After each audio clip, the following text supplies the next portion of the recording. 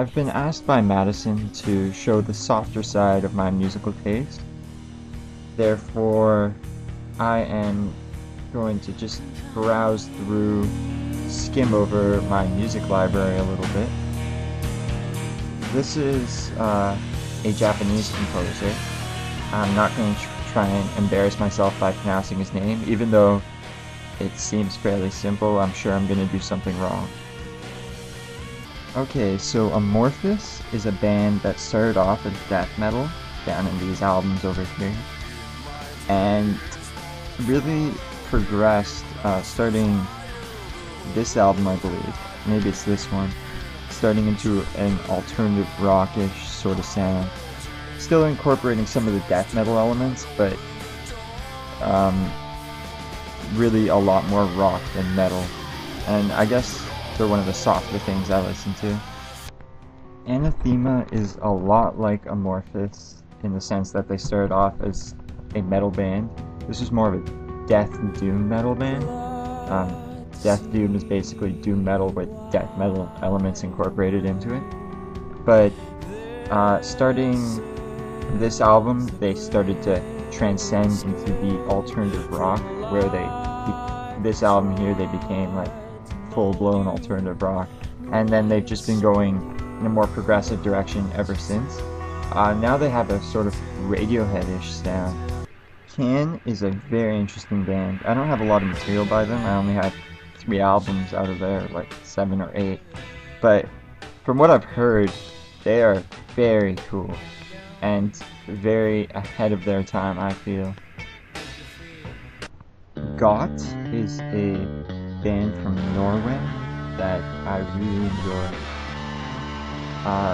Aljive actually introduced me to them in my metal forum. He said it was something folk that I'd probably enjoy, and I did. They're a mixture between like folk and alternative rock. King Crimson is probably the start of progressive rock, and I thoroughly enjoy what they've created throughout the years. I have a few of their albums, not everything, but enough to have a broad scope of what they've done. They really start shifting after this album. This album sounds completely different, even though I'm playing it right now. I'm playing it right now because you guys would probably like this album the most. The other ones are a little more difficult to get into. Red, this album right here, Red, is considered by Kurt Cobain from Nirvana to be the best album of all time. Believe it or not, I actually like Muse. Mainly because they sound like Radiohead, and I just really like Radiohead. And I consider Absolution their best album. Not a lot of people agree with me. Most of them either say Origin of Symmetry or Black Holes and Revelations.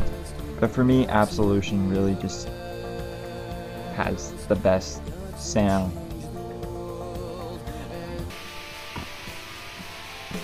Just a quick metal intermission.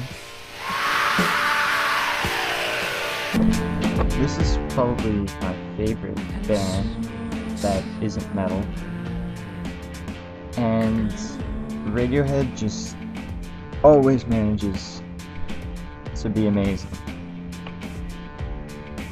Pablo Honey, not so much, but from the Bends and on is just incredible, especially when they start to get experimental in Kid A.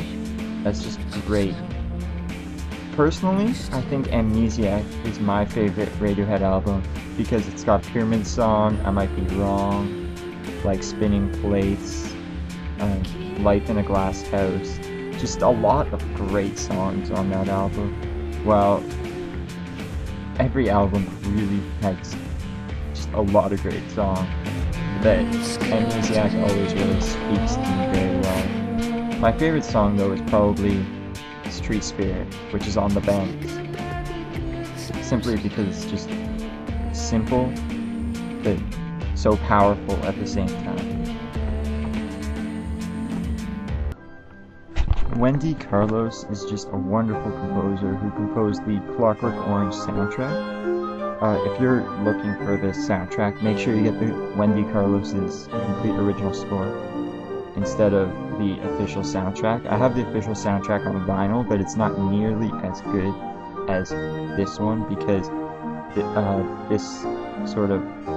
this album has the entire all of what Wendy Carlos composed, while the official soundtrack has just what was in the movie. And there's just some wonderful pieces in here, and I really enjoy it. And that's about it for all of my soft stuff. I've purposely left some stuff out so I can talk about it with you guys later, because I want to have some stuff to talk about and not just be talking about metal all the time.